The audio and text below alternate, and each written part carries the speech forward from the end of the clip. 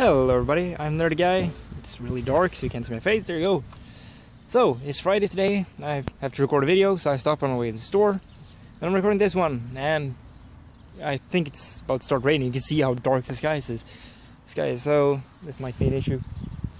But anyways, today I want to talk about, I'm going to make a review of the Machete Order that I talked about in my last video, which is when you watch the Star Wars movies in the order of episode 4, 5, then 2, 3, and then 6.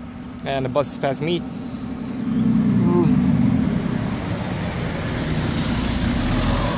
Okay, so that's passed. Still loud. Anyways, so I decided to make a review. I need to stand so you can see me. And now there's a car. Man, this is a really great spot, isn't it? But I decided to make a review of the Machete Order of watching Star Wars, and I have to say, it's, unless you're planning on skipping the prequels altogether, this is the best way to view them. And this actually has a few benefits of including the prequels into the series. Because when you want to watch Star Wars movies, it's really important to think about the episodical order you want to watch them in. Like, you want to watch the episodical order, or do you want to watch the release order? And the episodical order does not work when you're watching with somebody who hasn't seen them before. And it also means that, and if you watch the release order, then you have to withstand 3 bad movies at the end. But the Machete Order, it works better. I don't know, it starts off with the 4th movie. A lot of people think it's the best one, and it is real good. You watch that, and then watch the 5th one, up to the point where Luke confronts Darth Vader, and Darth Vader says, like, "No, I didn't kill your father. I am your father." That's not the exact quote, but fuck it. And then we get to see, like, a flashback for 2 movies, and we get to see Anakin getting trained by Obi-Wan. And you can see Obi-Wan having trouble controlling Anakin, because Anakin keeps wanting to do his own thing, and don't listen to Obi-Wan. And so, we get to see 2 movies of Anakin just being a troubled teenager, just fighting his inner nature in order to be a Jedi, and then failing and eventually snapping and becoming a Sith. And you get to see Obi-Wan struggle with, well, like I said, controlling him, and even just try to keep him normal or sane, or whatever you want to say. And then we get to see the conclusion, where we conclude both Luke's story and Darth Vader's story. And watching the prequels, you also get to see, like, why is Darth Vader wearing that body armor? Just regular stuff like that. It really does work. I just gotta say. And when you watch them like this,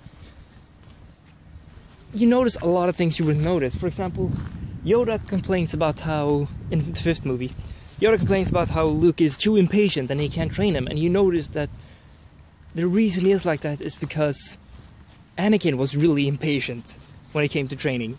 So Yoda is fearing that Luke is too much like Anakin.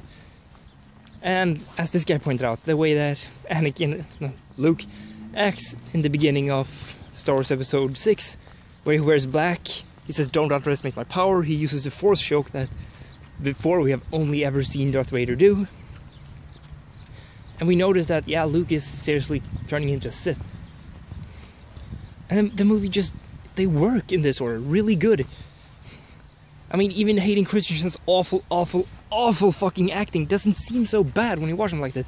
Don't get me wrong, it's still fucking awful. Dear God.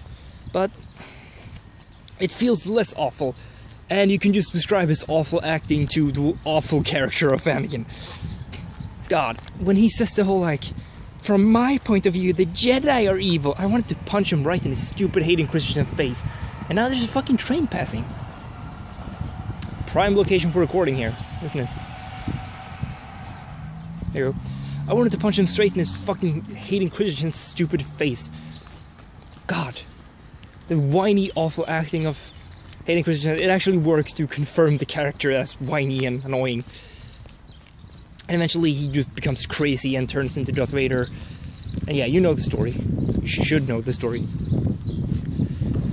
But if you want to watch the Star Wars movies, try out the Machete Order. It makes the experience really good, actually. The prequels don't feel as bad, even though they are not in any way in class with the originals, but it works. I have to say it. It works.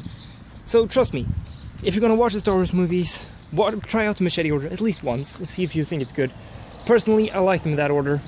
And after my girlfriend saw my last video, she said, "Hey, next time we meet each other, we should watch some movies in that order." And I was like, hell yes. So I have that to look forward to. But anyways, rate, comment, subscribe, and vote for me in the competition. I think that's still on. Wait, what day is it? Yeah, that's still on. It's on until Sunday, actually. So you can still vote for me. Press this button. Follow the link in the description. Press this button. And, well, I'm Nerdy Guy and you just watch Nerdy Guy Rant.